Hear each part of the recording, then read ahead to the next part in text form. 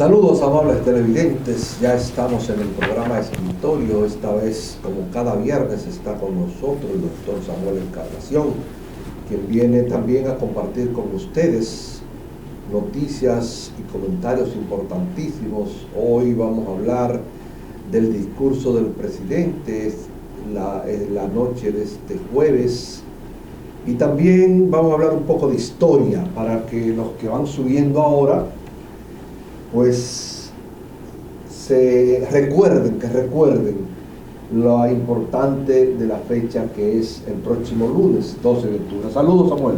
Saludos, Adoni, ¿cómo te sientes? Bueno, bien, gracias a Dios. Un poco cansado ya al terminar la semana. Es normal, por eso ponen 2 días de fiesta para que la gente descanse. Sí. Porque normalmente uno llega agotado el viernes. Ah, sí. Entonces compensa un poco con el sábado y el domingo. Por eso es que dicen, oye, viernes, el cuerpo lo sabe. Exacto. Últimamente el cuerpo lo está sabiendo poco. Sí. Pero es un poquito, nada, se sabe como quiera. Sí, exactamente. Samuel viene el 12 de octubre, Sí. el llamado Día de la Raza. Algunos dicen, este es el Día de la Raza. Otros no están de acuerdo con eso. El 12 de octubre es el descubrimiento de América, ¿sí? Descubrimiento de América, 12 Pero de octubre. hay que ver quién descubrió a quién, como dice Sí. una salsa del panameño Rubén Blay. ¿Quién descubrió a quién? Realmente es Juan Luis que lo dice. Juan Luis Guerra, sí. Ah, yo creía que era... ¿Pero quién descubrió a quién? Yo creía que era Rubén Blay. No, eso es Juan Luis. Ah, sí, tiene razón. Juan Luis Guerra, sí. Perdón, me equivoqué, amable televidente. Juan Luis Guerra, nuestro gran Juan Luis Guerra. Tú sabes una cosa, que mi hija María Alejandra no está de acuerdo con este Día de la Raza. Mucha gente no está de acuerdo, incluso la mayor parte de jóvenes y no tan jóvenes, que son un poco rebeldes a ese acontecimiento. Pero en verdad el descubrimiento de América fue un acontecimiento mundial. Que cambió el mundo. Cambió el mundo. Sobre todo en América. Fue un acontecimiento universal de la historia universal. Y cambió el mundo porque en esa época solamente era conocido una parte del mundo. Pero el tema está en que la gente no entiende que eso es el descubrimiento, no lo acepta como descubrimiento, porque dice esa frase que tú has planteado, que quién descubrió a quién, pero realmente quien descubrió fueron el mundo estaba manejado por la civilización más desarrollada de ese tiempo, o sea, la europea. La europea, correctamente. Y el comercio con Asia, y fue precisamente un asunto completamente accidental lo que pasó, en donde se estaba buscando una ruta más cercana para la India, lo que se llaman las Indias, que era toda Asia, que se conocía como las Indias. Sí. Y se descubrió... Llegaron aquí por accidente. Pero incluso Cristóbal Colón murió pensando que él había conocido una parte de Asia, que esto era una parte de Asia. Para él esto era una parte de Asia. Así es. Entonces, ¿qué sucede? Quien cambia todo eso fue Américo Vespucio, sí. Que comenzó con una visión totalmente diferente al almirante Cristóbal Colón.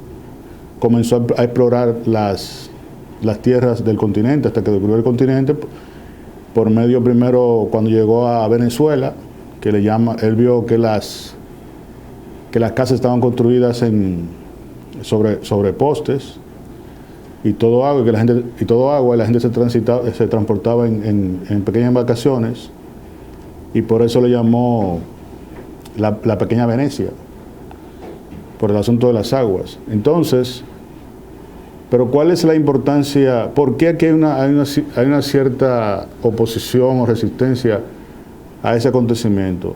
Porque hay una falta de visión en el tema. Y yo creo que hay una mala aplicación o una mala instrucción escolar en la historia. O sea, hay profesores de historia que posiblemente conocen los acontecimientos y se limitan a a narrarlos, a enunciarlos, a mencionarlos, pero no enfoca la trascendencia del problema, o sea, del acontecimiento, mejor dicho.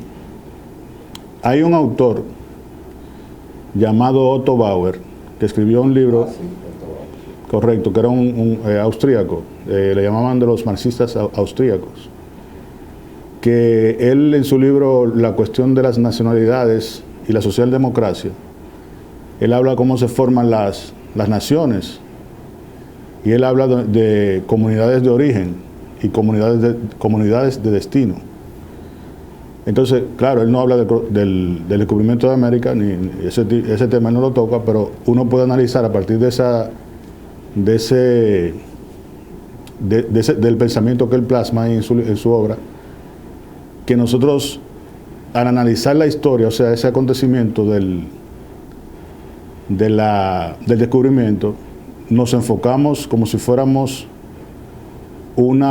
perteneciéramos a una comunidad de origen y no de destino. Y realmente nosotros somos, toda América Latina, somos una comunidad ya de destino. Entonces él habla de comunidades tronco, sociedades tronco, o sea, de donde surgen la sociedad. Entonces él lo analiza a nivel de Europa, el tema de las tribus. O sea, tú sabes que Europa se fue formando por tribus de diferentes tipos, los arios, los germánicos, etc. Entonces, con relación a ese tema, nosotros tenemos comunidades tronco, o sea, sociedades tronco, que fueron las africanas, las europeas y las aborígenes, las indígenas, que le llamaban. Entonces, mucha gente dice, yo he escuchado incluso profesores o personas adultas decir, los españoles destruyeron a nuestros indios. Entonces, esa persona se ubica como si perteneciera a una familia o a una comunidad en que estaba presente al momento de ese acontecimiento histórico. O sea, como si él fuera o español, o si él fuera no, o sea, a veces como que yo pienso que no está analizando lo que está diciendo. Primeramente, nosotros somos, principalmente la República Dominicana, que es el fenómeno histórico se desarrolló de una forma completamente sui generis, muy diferente a los otros países de América Latina, o de América completa, mejor dicho. Nosotros en el periodo de la España Boba, todos se juntaron, o sea, los negros, los blancos y los indígenas. Entonces se formó una clase mestiza. Exacto, se formó una clase, así es, una raza mestiza. ¿Sí? Exactamente, entonces un mestizaje. Entonces, ¿qué sucede? Aquí no hay problema, por ejemplo, de raciales por eso, porque todo el mundo convivió, o sea, al escasearse todo, el señor feudal, el dueño de todo, de todo, convivía entonces con la servidumbre, y después ya se confundió todo y ya nadie era servidumbre y nadie era amo. Entonces nosotros no tenemos necesidad, digamos, de ver el acontecimiento del descubrimiento de América con odio, es decir, con repulsión, por esa razón. Ahora, en los países donde todavía hay indígenas, como el caso de México. El caso de Ecuador. Pero te menciono el caso de México porque el presidente de México, Andrés López Obrador, sí, hace un par de meses atrás, o el año pasado creo que fue, sí, le pidió al rey Felipe que pidiera perdón por todo lo que España había hecho hace 5 siglos atrás, precisamente con los aborígenes de México y de toda América. Y eso prácticamente causó una polémica, más bien una polémica a nivel diplomático causó eso, porque el rey hasta le respondió que eso es un absurdo lo que el presidente López Obrador estaba pidiendo. Al fin, López Obrador, a quien yo admiraba mucho, como que se cayó la boca y no volvió a hablar. Sí, yo también. Yo también le tenía cierta admiración, pero hay cosas que hace que realmente uno lo vea, no lo vea con mucha admiración. Así es. Pero el caso de principalmente de esos países, donde, vamos a decir, de esos lugares del continente, donde habían, cuando llegaron los conquistadores, los españoles, estaban en crisis, los mayas ya estaban en crisis. Sí, sí. No solamente los mayas, toda esa franja ahí de América Central y Norte, correcto, los mayas, los chichimecas, los toltecas, los aztecas, sí, todos ya estaban en una crisis. Sí, estaban ya en situaciones... Ya estaban en declive. En declive por conflictos entre ellos mismos, incluso entre ellos también se daba la cuestión del esclavismo. Pero el acontecimiento ese acontecimiento del 12 de octubre de 1492, que inicia ahí, no es, bueno, se dice que inicia en mayo, no es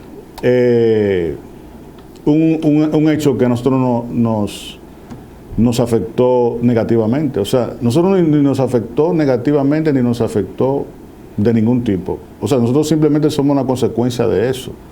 O sea, somos una mezcla en la cual está junta, o sea, en nuestros genes, tanto el colonizador como el esclavo. O sea, tanto la víctima como el victimario. O sea, convergen todos. No le llame esclavo, como que esa palabra suena fea.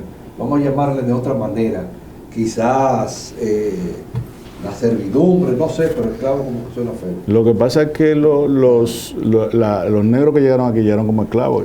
Bueno, sí, en el caso de los negros sí. Sí, en el caso incluso de los indios. O sea, la primera esclavitud que se hicieron fue con los indios. O sea, y la esclavitud no solo se desarrolló aquí, sino que ellos se llevaban cantidad de indios. Porque lo primero que hizo Cristóbal Colón, cuando llegó a estas tierras, fue llevarse alimentos que ya se convirtieron en exóticos posteriormente en Europa, por ejemplo el chocolate y diferentes tipos de alimentos, y también llevarse a la gente de aquí para que ellos vieran cómo era la gente, o sea, llevarse indios. Entonces luego llevaron un indio aquí, uno solo, ¿cómo fue que se llevaron? Al principio se llevaban, no sé qué cantidad, pero se llevaban muchos. O sea, incluso Américo Vespucio se llevó muchos indios de aquí mismo. Él estuvo aquí, creo que fueron 3 meses, y se llevó bastante indios para allá. Sobre todo mujeres, me dicen. Y hombres también. Sí, pero eran malas mujeres. Sí. También, exacto. Entonces, las mujeres la violaban y todo eso. ¿La mujer? A las mujeres se la violaban. La violaban, sí. Entonces, no estoy diciendo que el hecho, pero que la gente actúa, lo que quiero decir es que la gente actúa como si eso le hubiese afectado directamente a ellos, o como que si fuera un descendiente de ellos, que es el caso totalmente diferente con los esclavos africanos, que esos sí tienen descendencia directa, porque no se mezclaron casi. O sea, hasta el día de hoy no se mezclan en comunidades, por ejemplo, donde hay el asunto racial está muy, muy definido. No hay una mezcla entre negros y blancos muy frecuente.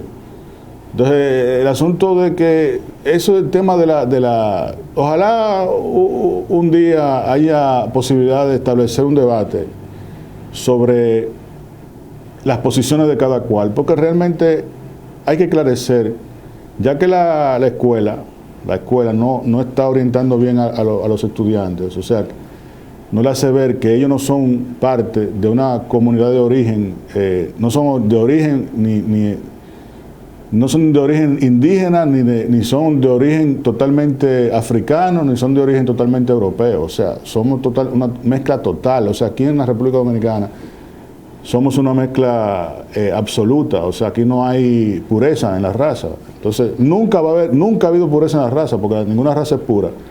Porque es consecuencia también de muchas cosas, porque el ser humano siempre está en movilización, siempre se mueve. Entonces en esa movilidad hace cruce con otras razas. Entonces por más que se quiera conservar la pureza, eso es muy difícil. Fíjate incluso el caso de Haití, por ejemplo, cuando inició, que ellos dijeron que ellos iban, en la historia dice, que ellos iban a afrontar, a asumir todo lo que se le negó a los indígenas y que lo iban a tomar para ellos. Entonces, de ahí vino, o sea, de ahí viene el conflicto histórico entre esa parte de la isla y nosotros. O sea, nosotros no tenemos esa visión racial como la tienen otros lugares. Nosotros somos simplemente una mezcla de todo, de costumbre, todo, una mezcla de diferentes comunidades de origen, como llama Otto Bauer en su libro. Así mismo, así mismo. Pero lo cierto es, lo bueno de todo esto es que el día 12 de octubre cae lunes, Sí. y que no habrá escuela ese día. ¿Por qué razón? Bueno, porque yo encuentro ridículo y hasta bochornoso que los profesores ponen a un grupo de tigueritos, tú te pintas así de indio, tú te pintas de español, y tú te pintas de tal que sé yo qué cosa, y entonces comienzan ahí como si fuera un juicio, siempre el español gana. Esa es la parte buena de este año, que por la pandemia no habrá eso. Qué bueno, casi sea. Bueno, si es así, sí, porque eso es revivir permanentemente el conflicto. Y eso Sí, no, pero no se bueno. vive, constantemente vive reviviendo ese conflicto. Cuando yo estudiaba en primaria, lo que se hacían era declamaciones y cosas así. Sí, pero también se hacía eso que yo te digo, y todavía se sigue haciendo. Entonces son... Pero en la novela de Enriquillo, quien gana es el Enriquillo, ganan los indios. Es que sí, que debe ser así. Es una novela bastante romántica. ¿Tú crees que es cierto que la Virgen de las Mercedes se apareció ya en el Santo Cerro para defender a los españoles? Ahí es donde uno debe analizar que el asunto de la visión, o sea, es una visión completamente europea que nosotros tenemos de la historia. Bueno, en el caso de Bolívar, el gran libertador, sí. que me cae mal, dicho sea de paso, antes me caía muy bien Bolívar, pero ya no... Chávez lo dañó, fue Chávez. Chávez lo dañó. No, Chávez no, la historia cuenta real de él. Era un mujeriego, no respetaba ni siquiera las mujeres de sus hermanos, de sus amigos. Y tú tienes que guardar cierta distancia. Hay momentos que tú tienes que guardar cierta distancia. Y era un abusador también. Entonces, por esa razón Bolívar a mí no me cae bien. No es verdad que era un demócrata, era un tirano. Le cortó la cabeza a muchos amigos que se la buscaron, que se fajaron, que josearon con él las libertades de muchos pueblos. Y solamente porque hasta cierto punto querían hacerle sombra, le cortó la cabeza. Y hay de aquellos, si dejaban mujeres que tuvieran, tú sabes cómo es, con lo que yo quiero decir, sí. También se la llevaba a las mujeres, o sea, no respetaba a nadie. Entonces una persona así, para mí no me merece ningún respeto. Está bien que fuera libertador, que fuera lo que sea, pero en lo personal, no era un buen hombre. Al menos para mí, según cuenta la historia. Al final se quedó con una mujer que era una prostituta, ella, ahora mismo no recuerdo su nombre, y murió a la edad de 70 y pico de años, 80 y pico de años. Ella, creo que era Teresita, Carmencita, algo así que era que se llamaba, no recuerdo bien, que era una prostituta, déjame decirte, esa muchacha, desde jovencita se lanzó a la prostitución en esa época. Él la rescató. Bueno, la honró, como dice. La honró. Sí, vale. Pero la historia es el 12 de octubre, se cumple un aniversario más de la llegada de los españoles, de la invasión española a América. Un año más se cumple. Mira, ¿te gustó esa invasión española? No me gusta. Está buena, Sí. Mira, pero te la acepto. Te la acepto. ¿Tú eres pro español? Mi cultura es completamente humanista y además... No, la también. Entonces, eso viene de los españoles, de Europa. No, pero después que mataron a los indios, los violaron, las mujeres la violaron, lo engañaron con todo. Es que todo acontecimiento histórico de esa especie conlleva mucha muerte. Eso sí es verdad. Sí, porque la Segunda Guerra Mundial, todo eso, para acabar con los nazis hubo que matar mucha gente. Pero los nazis eran otra cosa, porque los nazis eran los tiempos ya prácticamente tiempos modernos. Sí, yo te digo, cada confrontación... Pero estos eran niños inocentes. Fueron, sí, yo creo que fueron muy salvajes, principalmente con lo de la isla, porque con lo del continente no, esos eran bastante aguerridos, o sea, lo de aquí eran... Bueno, lo de ahí, de México, los mayas, eran muy inteligentes. Esos eran fuertes, con eso, con eso hubo que luchar. Pero al final se impuso porque ellos tenían... la inteligencia militar. Sí. Bélico exactamente mucho más avanzada, mucho más desarrollada. Así es. Mira, Samuel, y anoche el presidente Luis Abinader pronunció una pieza histórica. Sí. Pronunció un discurso que para mí ha sido el mejor, incluso mejor que el que pronunció en la toma de posesión el 16 de agosto de este año. Como decía mi adorado padre, le puso las penas a cuarta al PLD para comenzar por ahí, y luego habló de que va a retirar los impuestos o la reforma tributaria que iba disfrazada dentro del presupuesto. Así es. Le cayó la boca a mucha gente y hasta se llevó a Hugo Álvarez, el de la Cámara de Cuentas. Se lo llevó. Sí, Hugo Álvarez anunció, después que él le dijo todo lo que le dijo, después cogió Juan y emitió un Twitter, una vaina, que el hombre se va. Renunció, sí. Sí, ese discurso, yo había hecho un comentario en las redes sobre cuando la gente estaba inquieta con relación a los impuestos, que había razones reales para estar inquietos. Pero yo dije, eso no se va a dar porque precisamente por la resistencia que hizo la gente en las redes, no por la convocatoria a la Plaza de la Bandera, porque realmente era una convocatoria pobre, pero había algunos que parecían entusiasmados en las redes de ir a protestar por el alza de los impuestos, por la imposición de impuestos, por la imposición de impuestos, en fin. O sea, una carga económica injusta en una época de pandemia, una época de dificultades, una época económicamente difícil para el país. Mucha gente estaba dispuesta a protestar. Ahora bien, el presidente había hecho un precedente a ese discurso, un comentario que él hizo, o sea, una declaración que hizo a la prensa, de que a él no le habían dado los 100 días. No. Pero ha dado muestras siempre de que es sensible a las críticas. O sea, desde ahí lo dijo, o sea, en esa declaración que hizo, se vio que era sensible a las críticas. Algunos son sensibles a las críticas al inicio. Ojalá que él se mantenga así, porque recuerda que con el PLD, cuando la prensa le caía encima con algún tema, ellos daban paso atrás. Entonces, al principio. Entonces, esto que hizo el presidente, este discurso, un paso atrás, es una retractación a su decisión que realmente era inoportuna, y él dar un respiro a la gente de que el año que viene no va a haber cargas impositivas para el país. Eso fue muy positivo. Entonces la gente lo que está exigiendo es que se recupere el dinero robado y que no haya impuestos. Entonces, pero el gobierno necesita dinero. Entonces, él planteó ahí, lo primero fue, dijo la situación que tiene el país, o sea, dos problemas serios que tiene el país. Primero, la crisis sanitaria.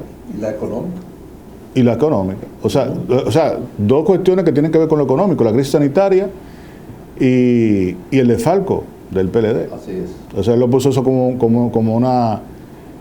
una situación que está afectando mucho la economía del país. Entonces, que también importante, anuló el contrato con la Odebrecht. Sí. Eso lo anuló. Y buscó como forma de obtención económica un adelanto de la Barrigol. Para compensar lo de los impuestos. Exactamente, para compensar lo de los impuestos. De la Barrigol y de otra entidad, no recuerdo cuál fue la que dijo. Fueron dos. Que aprovechando, sobre la Barrigol dijo que aprovechando la buena acogida que han tenido los precios del oro en los últimos días, sí, pues se llegó a un acuerdo para que la Barri le dé un adelanto de lo que tiene que darle al Estado, lo que tiene que darle, no, lo que tiene que pagarle al Estado, sí. por estar aquí llevándose ese oro. Eso es parte de los españoles también.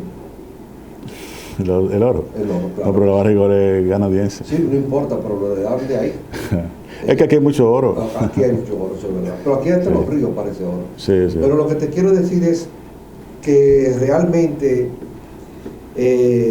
habló de que la Barri, y no recuerdo que otra institución o otra entidad le va a suministrar como un adelanto de lo que constantemente le viven pagando al Estado, para entonces de ahí compensar el dinero que deja el Estado de percibir por los impuestos que retiró. Sí. Y por eso anunció que eso no iba. Eso es muy positivo, como tú dices, porque como que los ánimos estaban caldeados con relación a esa carga impositiva, claro, que el gobierno quería meter por debajo de la mesa. Ponerle un impuesto a las regalías pascual, un 1% de los activos de los bancos, que después se iban a traducir en contra de los depositantes y ahorrantes, de los clientes bancarios, y una serie de impuestos más que al final, al gas propano también, oye, eso es una cosa tremenda, al gas propano también. Entonces, todo eso iba a redundar en contra de la mayoría de la población. Pero claro. Algo que yo decía, Samuel, con perdón antes que tú, es que, y he venido insistiendo, es que el presidente también debe tomar en cuenta, por ejemplo, poner impuestos, nuevos impuestos, nuevas cargas impositivas al cigarrillo, a las bebidas alcohólicas, a ese tipo a la propiedad suntuaria, aumentarle el impuesto que tienen ahora mismo. Porque si yo tengo una casa de veraneo que me cuesta, por ejemplo, $1 millón, pues yo puedo pagar más impuestos por tener esa casa. Es lo que yo creo. Así es. Y uno tiene que ser consecuente con eso. Y aquí hay otras fuentes de donde se puede sacar ese dinero para compensar, para amortiguar el presupuesto de $1.337.000.000.000 de pesos. Él también habló de, como forma de obtención de recursos, el turismo. O sea que ya en este mes se van a abrir el 40%. Sí, y para llegar a diciembre a un 60%. Pero en la parte fuerte donde activó entonces a la oposición, es con relación en el discurso que él dice que el PLD es el responsable de la crisis económica que hay aquí, porque tomó préstamos en momentos buenos y en momentos malos no lo hizo. Entonces, dice él en el discurso, así, literalmente. Entonces, pero dice el PLD, la reacción del PLD dice que el domingo va a dar respuesta y que se acabaron los 100 días de tregua. O sea, va a haber guerra. Va a haber guerra. Pero no ha habido tregua tampoco. Eso es lo que él dijo, que a él no se le ha respetado los 100 días. Pero mira algo curioso. No ha habido tregua. El PEPCA entonces se refiere a la situación del señor Hugo Álvarez Pérez, que dijo que el PLD siempre ha hecho oposición a que se le haga una auditorías. Entonces, la ley 1004, que establece en el artículo 57 que cuando alguien que cree dificultades para que se le hagan auditorías, se produce un desacato. Entonces, ¿qué pasa? Cuando abordan al PEPCA para saber si se va a citar a Leonel Fernández por esa actitud del PLD, que en ese tiempo, desde cuando él era el presidente y el secretario era Párez Pérez. Entonces esas eran las entidades, o sea, esas eran las autoridades del PLD. O sea, cuando se dice que hubo oposición, ¿qué sucede? De una vez él escurre el bulto, como dicen, y dice que ellos van a ver si realmente hubo desacato. O sea, hay que ponerse de acuerdo ahí. O el PLD hizo resistencia a que se le hagan auditorías o no las hizo. Entonces, mira dónde cae el asunto también. O sea, para mí un error del PEPCA, o se enredaron entre los pies, entre los cordones de los zapatos, cuando dice que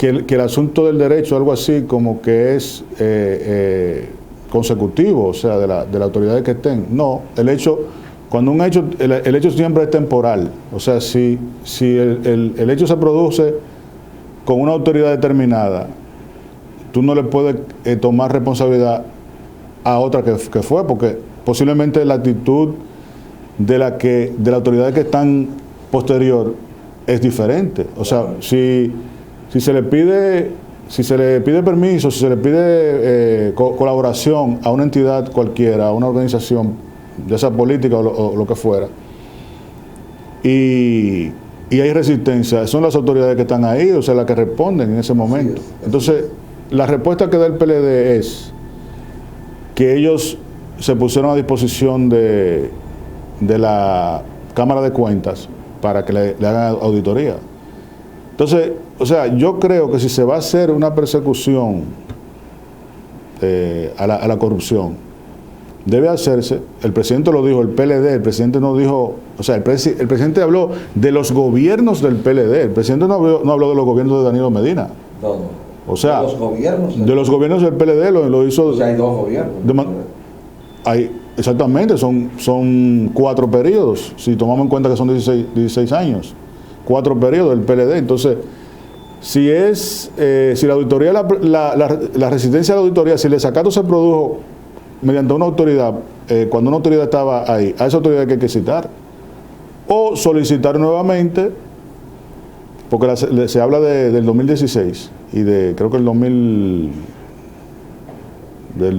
hablan de 2 fechas en las cuales las 2 fechas el presidente era Leonel Fernández. Entonces, o sea, yo creo que habló del 2016. 2016 es una y otra antes, pero no recuerdo. Antes, sí.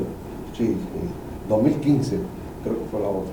O 2012, algo así, en fin. O 2012 creo que fue la otra. Sí. Pero el hecho es que fue en las 2, o sea, porque Leonel Fernández renunció hace poco. O sea, sí, así es. Él era el presidente y el secretario era otro. O sea, no el secretario era Reinaldo Pérez Pérez. Exacto, pero ¿quién es? Él mismo todavía, es él. Sí, todavía. Bueno, entonces las autoridades eran otras. O sea, la cosa, lo que quiero decir es que si se va a hacer una persecución a la corrupción, debe hacerse de forma sincera y sin ánimo político. Porque entonces, si vemos que porque hubo una alianza entre el PLD, el PRM y la Fuerza del Pueblo, eso entonces va a repercutir en un cambio en la dirección de la persecución de la corrupción. O sea, entonces ahí nos resulta creíble. Qué difícil meter un dirigente político preso, porque de una vez me están persiguiendo políticamente, lo primero que dicen. Y eso repercute también a nivel internacional, aunque tú tengas todas las pruebas ahí. Es muy difícil. Además, esto es un país cuyas instituciones son muy débiles todavía. A mí me ha sorprendido, por ejemplo, el caso de Guatemala, creo que fue, donde alrededor de 3 presidentes consecutivos se quitaron uno detrás de otro. Y yo veo como países como El Salvador y Ecuador destituyen a sus presidentes. Mira, por ejemplo, en Ecuador a Rafael Correa, la policía lo cogió preso una vez. No, y él tuvo una búsqueda y captura. Sí. Tiene una búsqueda y captura. Ahora mismo tiene. Exacto. Sí, ahora mismo tiene. Pero eso es una excusa. A veces nadie le hace caso a eso. Pero fíjate, hasta en dirigentes, digamos, con poca importancia, el caso de Bucarán. Ah, sí. Bucarán dijo que era una... Alá Bucarán. Exacto. Él dijo que era una persecución política y era un negocio ilícito que estaba haciendo desde la cárcel. O sea, con una persona en la cárcel, que la persona después apareció muerta. Entonces él dice, al hijo lo entrevistan y dice él que es una persecución política que están haciendo a su padre y a su familia. Y realmente es una excusa un poco baladí. ¿Y quién es esa persona? ¿Cuál? De Bucarán. Yo creo que él está preso, a él lo fueron a buscar preso, no sé si sigue preso todavía, lo fueron a buscar a su casa y lo sacaron en ropa de cama, se lo llevaron. Tocaba guitarra y todo eso. Y él tocaba con Sandy Papo, él cantaba con Sandy Papo también. Sí, llegó a cantar con Sandy Papo. Sí, ese era un personaje completamente. Completamente un personaje. Sí. Entonces, o sea, lo que quiero decir es que el presidente fue claro, él dijo el PLD, o sea, él no habló de otra cosa. Él dijo, no hablo de gobierno específico. No, él dijo los gobiernos del PLD. Entonces, si enfocan a la Cámara de Cuentas y él dice, yo hice la diligencia, no me lo permitieron. ¿Entiendes? Y está ahí realmente, o sea, incluso yo apoderé la Procuraduría General de la República y está el apoderamiento, o sea, no es mentira. Las cosas deben verse. No se debe ver siempre de forma tan sesgada, simplemente porque el gobierno ahora mismo, en verdad, goza de una simpatía que la recató, tenía preocupada a mucha gente en estos días, pero él la recató de manera inteligente y muy correcta, o sea, es plausible realmente el discurso. Pero los funcionarios de la Procuraduría General de la República, del departamento del PEPCA, ese departamento, deben tomarle el pulso al presidente, o sea, tomarle la palabra, mejor dicho, de que él dijo que eran los gobiernos del PLD y está el asunto de la Cámara de Cuentas. Entonces, a quien deben citar es a la persona que estaba ahí cuando existió la resistencia a la auditoría. Esas autoridades que estaban ahí en el PLD, esa que tienen que perseguir, no a todas. No es a todas, claro, sí, pero a Leonel es imposible, yo digo que es imposible que lo toquen. Fíjate que ahora se está hablando de que le van a dar la presidencia de la Junta Central Electoral a un simpatizante de Leonel Fernández, que es Román Jaques, sí, que es un seguidor loco con Leonel, loco. Sí. Yo diría que él sigue más a Leonel que a Jesucristo. Entonces, al parecer, le van a dar la presidencia de la Junta Central Electoral a Román Jaques. Es lo que parece. Y se está hablando también de que también la Liga Municipal se le va a otorgar a un miembro del partido de Leonel. O sea, hay un acercamiento. Por eso yo te digo que es imposible que Leonel se toque. Además, Leonel no es el objetivo es el PLD. El objetivo del PLD. Exacto. Entonces, pero en términos generales, el discurso del presidente fue bueno. Hoy le dan una valoración de primera, todo el mundo. Sí. Y una vez más demuestra el señor Abinader, el presidente Luis Abinader, de que es un hombre que pone el oído en el seno del pueblo. Así es que se dice. En el corazón del pueblo. En el corazón del pueblo. En el corazón del pueblo. Entonces,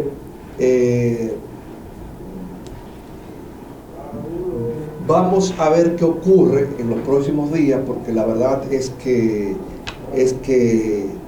estamos en un momento sui generis en la República Dominicana, sí, con un gobierno nuevo, una oposición férrea, sobre todo por las redes sociales, dándole duro a las redes sociales. Y yo creo que los próximos días van a ser bien calientes, no vamos a tener una Navidad tranquila, lo que yo creo. Todo depende de cómo asume el PLD la oposición. Y también tú sabes que el PLD ahora mismo no tiene credibilidad en la población, todavía no la tiene, no la tiene moral, dijo el presidente anoche. Bueno, exacto, en la palabra del presidente no tiene moral, pero es que todavía, o sea, no ha sido la cantidad de errores que ha cometido el gobierno para fortalecer al PLD y que la gente que son, o sea, la gente de las redes y la población en sentido general pueda rescatar al PLD y reivindicarlo. Todavía no lo puede hacer porque una cosa que hay ahora realmente es de la forma tan enfática que se hace contra el PLD. O sea, como lo sustraído, lo robado. O sea, la gente está convencida de que se robó. Fíjate en eso, muy importante. La gente está convencida de que se robó y el gobierno asume cada hecho como un hecho concreto, o sea, materializado. Se robó. Lo que robaron, que lo entreguen. Entonces, ahí viene una cuestión. Si hay una mala gestión a nivel del órgano del Ministerio Público, o sea, si él, que también lo enfocó en el discurso, hay que hacer la labor de acusación de una forma muy correcta, porque de lo contrario, los culpables se van a quedar cantando victoria. Él lo dijo en el discurso, y realmente es así. O sea, si no hay una buena ejecución en la persecución y los procesos no tienen éxito, se caen, y de una vez va a tomar fuerza política, mucha fuerza política el PLD. O sea que todos los funcionarios, sí, porque los funcionarios los dirigentes fueron funcionarios. La mayoría. Exactamente. Entonces, si salen victoriosos de cualquier tipo de acusación, se van a fortalecer. Se fortalecen políticamente, claro, y ya nadie, claro, porque es contra ellos, o sea, no es contra Leonel. Si las acusaciones contra ellos, por ejemplo, si la persecución contra ellos, las persecuciones penales, no salen victoriosas, entonces queda aplastado políticamente Leonel, no existe, y ellos se van a fortalecer, y el PRM podría tener problemas futuros a nivel electoral. O sea, la gente lo que quiere es ver gente presa, ver funcionarios del gobierno de Danilo Medina presos, sea quien sea. Presos y condenados. Sí, condenados, presos y condenados. Sí. Eso es lo que quiere ver. Sí. Pero condenarlo va a ser muy difícil, porque acuérdense de que la justicia está en manos de Danilo Medina, el presidente de la Suprema Corte de Justicia, dirigente del PLD, porque él supuestamente renunció. Supuestamente el hombre renunció del PLD. Sí. Pero, ¿qué renuncia es esa? 2 días antes, 3 días antes de ir allí a presentarse al Consejo Nacional de la Magistratura, sí, que ya él sabía que era él, ya él no sabía que era él. Sí. O sea, si me dicen no me cogió por sorpresa. Eso lo sabía hasta el que estaba durmiendo, lo sabía. Claro. De hecho, fue el último día que a él le tocó, sí, presentarse ante el Consejo Nacional de la Magistratura, el último día. Parecía una reunión entre amigos, esa entrevista. Una reunión entre amigos, sí. Y yo no sé, Henry ha tenido carrera judicial. No, nunca. Que yo sepa nada. En la escuela solamente, la escuela de la judicatura. ¿Qué hacía ahí? Era director. Era director. Román Jaque fue director de ahí también. También, sí, pero creo que tuvo más tiempo. De Román Jaque no sé mucho, cuando fue director, pero sí de él. Sí. Pero fue director Román Jaque. No estoy seguro, ¿no? Yo creo que sí, que fue director. Es posible. No recuerdo bien, pero creo que sí. Henry yo no. Por mucho tiempo, y brilló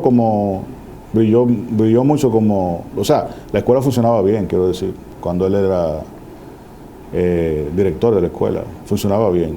O sea, la escuela fue para esa administración que fue la de Suberoiza, digamos que era un punto de acopio para ocupar los cargos en la judicatura, de jueces y eso. Era una escuela para... ¿El Ministerio Público? No, solamente de jueces. Y funcionaba muy bien, o sea, de mucha pulcritud, muy bien. Y se debatían temas ahí muy doctrinarios, de mucha... Bueno, salían jueces de escuela, realmente, que no eran jueces, que por eso también eran unos jueces medio sintéticos, porque no tenían experiencia en los tribunales, pero la escuela funcionó bien.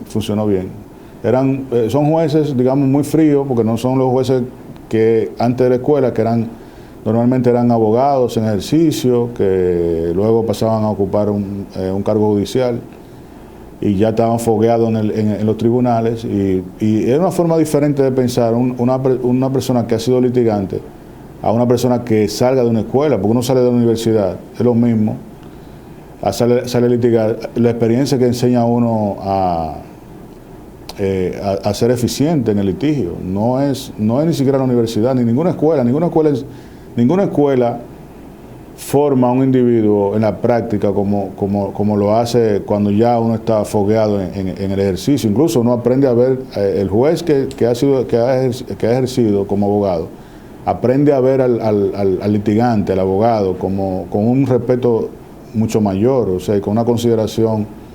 No lo ve como si fuera el jefe del tribunal o qué sé yo, que está por encima del litigante, porque realmente los jueces no están por encima de ningún litigante. El litigante es que lleva la teoría del caso al tribunal y se la somete al juez y el juez la valora, pero sin litigantes no hay tribunal. O sea, es igual que si no hubiera juez. Si no hay litigantes, si no se lleva, como los mercados, si no llevan el producto en los camiones, no hay mercado, exactamente. Entonces así son los litigantes, eso lo aprende un juez que ha litigado, pero la mayoría de estos jueces son de escuela, que no han litigado, y a veces es una situación un poquito incómoda para los litigantes, porque a veces no nos comprenden en realidad. Entonces, pero en términos generales, que es el tema, cuando él estuvo ahí, la escuela funcionaba bien, pero nunca fue juez, ni siquiera de salir de la escuela a ser juez, o sea, como son los otros jueces, que ya más o menos. Ahora fue de primera, allá arriba. Entonces salían las fotos que él estaba en un meeting, de un meeting salió formó un movimiento también a favor de Danilo. También, sí, era un tema. Igual que Jean Alain también. También. Los dos tenían dos movimientos. Dos movimientos políticos. A favor de Danilo. Correctamente. Entonces, yo recuerdo eso. Eso podría haber ahí un poquito de deficiencia en lo que tú dices, en la persecución de la corrupción. O sea, por el asunto político, el compromiso, porque nadie se puede despojar de eso. Es como hablábamos del caso del aspirante a la Junta, que también se renunció del PRM. Sí. O tomó vacaciones, tomó licencia. Entonces eso no... esa visión, o sea, el presidente Abinader da muestra de que tiene claro, muy claro, lo que... tiene una visión clara sobre su gobierno. O sea, lo que él quiere, y puede ser que marque una impronta completamente distinta en la administración pública, en el manejo del Estado, y es posible que catapulte ese tipo de ejercicio a una forma completamente desarrollada de gestión. Bueno, anoche él dijo, se le vio incómodo al presidente, dijo, esto es un gobierno serio, honesto. Se le vio un poco incómodo cuando él dijo. Él lo dijo, sí, pero todavía, o sea, transparente y que oye al pueblo. Eso es verdad, o sea, hasta ahora es verdad. Hasta ahora es verdad. Incluso yo lo escribí yo lo escribí eso. Antes de eso, o sea, hace ya casi un mes, que eso yo estaba observando. Pero eso que él dijo, yo lo había plasmado en un escrito. Pero fíjate algo, de que sea un gobierno así como él lo dice, todavía eso está por verse. O sea, eso es un proyecto y una intención. O sea, es una intención. Pero lo que te digo de lo que es el discurso y lo que dijo el del PEPCA, que posiblemente, yo no vi tampoco que eso se le dio mucha énfasis a nivel periodístico de los medios, pero es como dice el cuento, él dijo a todas. Así es. Entonces, tú no vas a decir a sacar el cuerpo diciendo que va a ver si en verdad hubo desacato, porque si no hubo desacato, si el señor Hugo Álvarez Pérez dijo que de la Cámara de Cuentas dijo que hubo desacato de parte del PLD, entonces cuando dice, pero ¿quién estaba dirigiendo el PLD en ese momento? Fulano de tal, el presidente Leonel Fernández.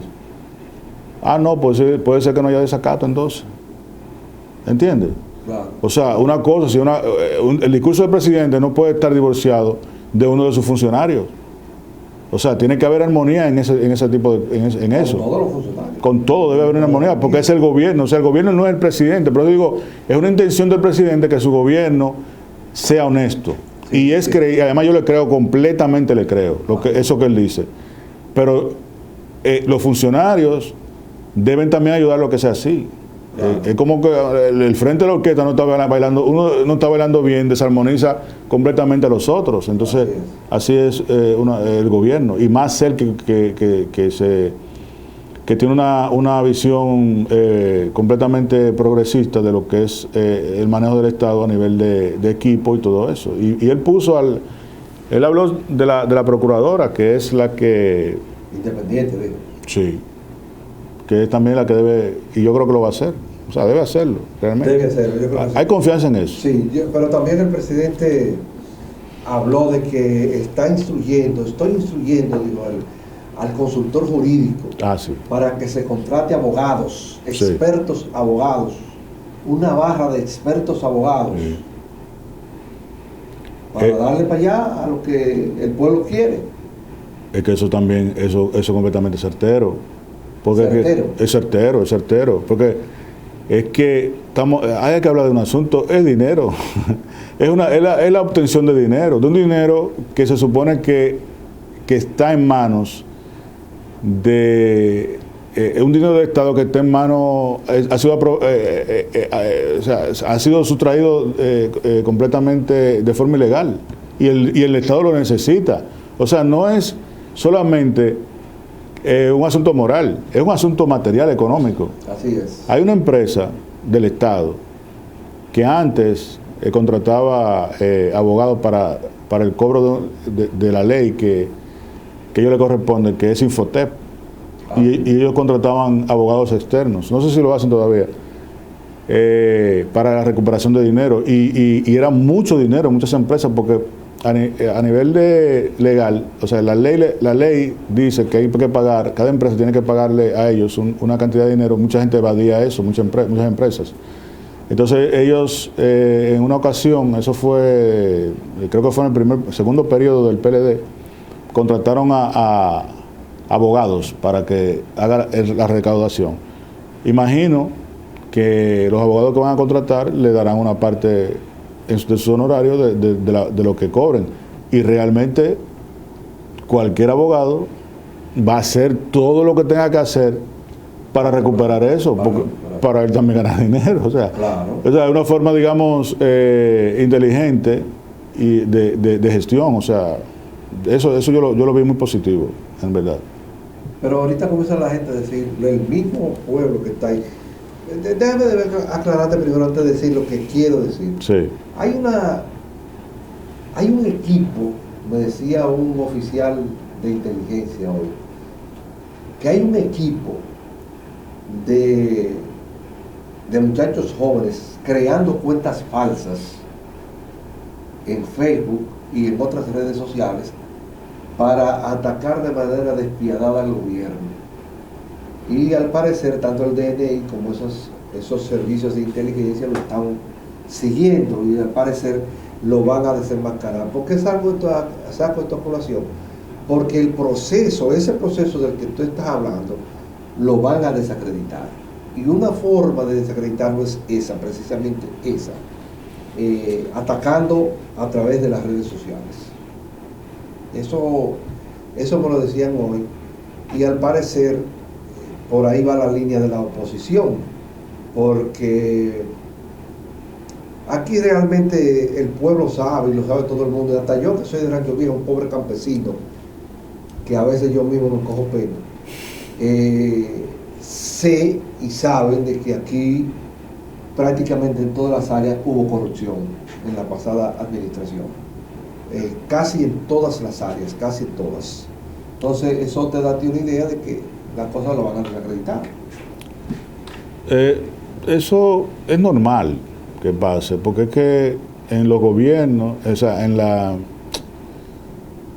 actividad política, ya la actividad política ha cambiado mucho, o sea, de unos años acá. O sea, la política, las presiones se ejercen, antes se ejercían en las calles, o sea, con mítines, con movilizaciones, ahora es a nivel de las redes. Entonces es así, o sea, forman un grupo de cuentas, para todo se forma cuenta, para atacar un producto determinado, y también para asuntos políticos. Pero si se contrata abogados como el planteó el presidente, y el consultor jurídico está muy familiarizado porque litigaba, o sea, él era muy activo en el litigio y es un buen litigante además. Conoce a todos los litigantes, conoce a la mayoría de los litigantes. Entonces, el que se va a preocupar por hacer una gestión efectiva de justicia, o sea, de persecución, va a ser el que le den el caso. O sea, y yo imagino que el expediente se lo van a entregar al abogado ya con una investigación realizada.